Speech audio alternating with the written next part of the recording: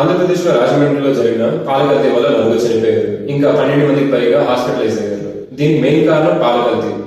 ఇది మెయిన్ గా మీరు ఫ్రిడ్జ్ లో పాలు తాగుతారంటే కొంచెం జాగ్రత్తగా ఉండండి. ఇథిలిన్ గ్లైకాల్ అనేది పాలలో లీక్ అవడం వల్ల చాలా మంది కిడ్నీ ఫెయిల్ అయ్యింది.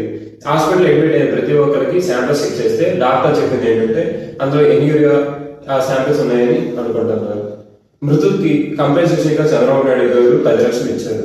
కోరుకొండ మండలం నర్సాపురంకి చెందిన గణేష్ అనే వ్యక్తి వరలక్ష్మి డైరీ అనే ఒక అనఫిషియల్ డైరీని తను స్టార్ట్ చేశాడు. ఇది 100కి పైగా ఫ్యామిలీస్ కి పాలు సప్లై చేసేవాడు.